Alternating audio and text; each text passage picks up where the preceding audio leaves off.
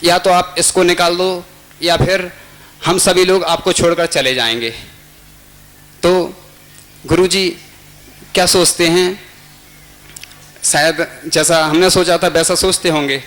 एक जगह पढ़ा था, a child's mind is a clean slate. जो बच्चे होते हैं उनका दिमाग कोरी स्लेट की भांति होता है। तो उन्होंने यही सोचा होगा कि शायद हो सकता है इसको समझ में नहीं आ रहा हो, तो उन्होंने, लेकिन गुरु की दृष्टि जो रहती है वो वर्तमान को नहीं देख के आगे का भविष्य भी देखते हैं। कई बार आपने देखा होगा कई ऐसे ऐसे साधु भी बने हैं जो पहले डाकू रहे अथवा चोर रहे या शराब भी पीते थे, लेकिन जब उनको समझ में आ जाता है तो छोड़ भी देते और संत भी बन जाते हैं। तो यह सब गुरु की कृपा ही होती है। गुरु के बारे में कहना हमारे बस की बात तो नहीं है। एक बार एक उदाहरण के माध्यम से आपको समझा रहे हैं। होता क्या है, जैसे गुरु शिक्षा देते हैं तो अपन को लगता है कि वो डांट रहे हैं।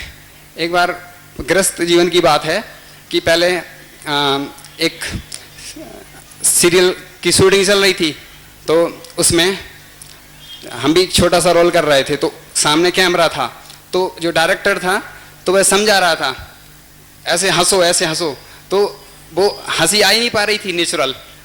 अब वो बार बार परेशान हो रहा, हम लोगों को डांट रहा, लेकिन हम लोग थे कि समझ में नहीं आ रहा।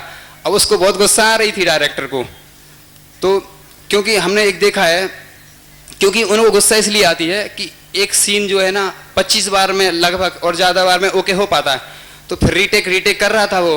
अब उसको गुस्सा आ गई, तो अब वो फिर जब सोचा ना कि डायलॉग कैसे बोलना और हंसना कैसे है, तो फिर जब समझ में आ गया तो फिर धीरे धीरे आने लगा वो नेचुरल। तो ऐसे ही होता है कि जो शिष्य होते हैं उनको गुरु समझाते रहते हैं, डांटते रहते हैं। जैसे आज ही प्रकरण आया था, तो आचार्य जी बोल रहे थे कि जैसे हम समझा रहे हैं तो वो दोस्त तो माना जाएगा, लेकिन हित के लिए है। माँ भी डांटती है बच्चों के लिए और गुरु भी डांटते हैं, और उस समय तो बुरा तो लग जाता है, लेकिन बाद में जब शिष्य सोचता है तो उसको अच्छा लगता है। क्योंकि शिष्य और शिष्य को डांट के बिना कुछ होता नहीं है। जैसे अपन शीशी में डांट लगा देते तो वो जो वस्तु रखी होती है वह रुक जाती है। इसी प्रकार शिष्य को दोनों करना चाहिए, डांटना भी चाहिए। और आचार्य जी बताते हैं, ऐसा हम नहीं बता रहे, क्योंकि ये तो गुरु के शब्द ही हैं जो हम बोल रहे हैं। हमारा कुछ नहीं है, जो भी खराब है वो हमारा है, जो अच्छा है वो आचार्य जी का है। क्योंकि जैसे टावर होता है ना, वो मोबाइल होता है, तो आचार्य जी टावर हैं, हम मोबाइल हैं। बिना टावर के मोबाइल काम नहीं करता। तो इसी प्रकार गुरु भी हम लोगों को डांटते रहते हैं, लेकिन डांटना वो हित में ही हुआ करता है। क्योंकि हमारे पास परेशानियां तो आती रहती हैं, लेकिन परेशानियों के साथ हमें तालमेल मिलाना होता है। एक दो पंक्तियां पढ़ी थी, जीवन जिए तो ऐसे जिए कि कुछ आस हो, थोड़ी परेशानी हो, थोड़ा दुख का एहसास हो। तो ये पंक्तियां हमें बहुत संबल प्रदान करती हैं। और हमारे लिए जीवन में परेशानियां तो आती ही रहेंगी, लेकिन इन परेशानियों के साथ तालमेल बैठा के हमें आगे बढ़ना है और उनको ही अपना शत्रु नहीं मित्र समझ के और उन परेशानियों के साथ आगे बढ़ना है, तभी हमारा कल्याण हो सकेगा। क्योंकि हमें ये जैन धर्म मिला है, बड़ा दुर्लभ है। लोग हमसे कहते हैं, महाराज जी ये सब बहुत परेशानी वाला धर्म है अपना।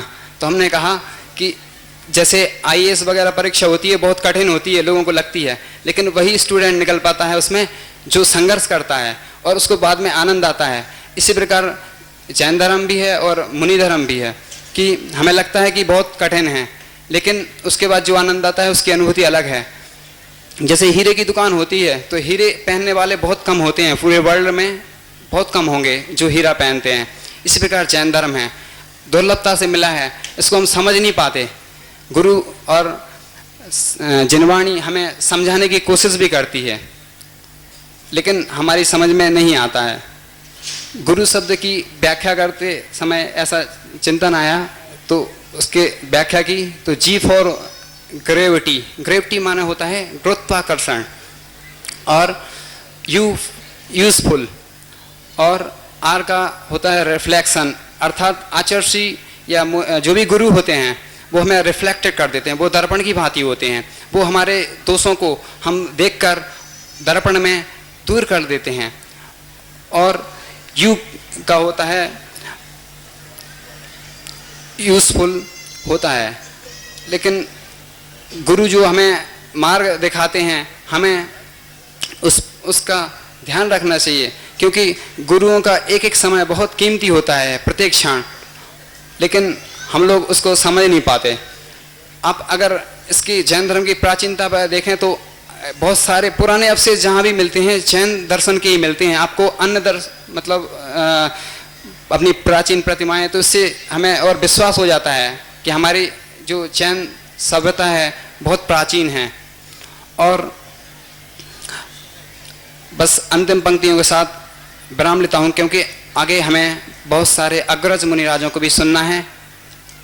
गर जन्म हो दोबारा मानव जन्म मिले, फिर से यही हो गुरुवर इनकी शरण मिले, और इनकी चरण सानिध्य में हमारा समाधि मरण हो, यही भावना है, और हमारा मोक्ष मार्ग प्रशस्त बने।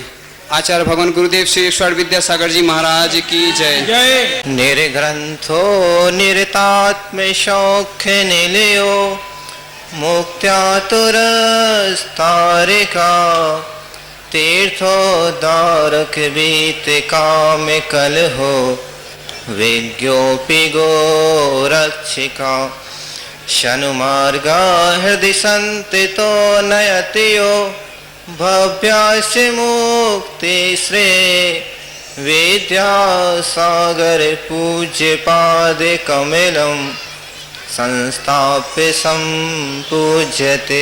बोले नेमिनाथ भगवान की जय। गुरु नाम गुरु आचार्य ज्ञान सागर जी महाराज की जय। संत श्रोमणी 108 आचार्य गुरुवर विद्यासागर जी महाराज की जय।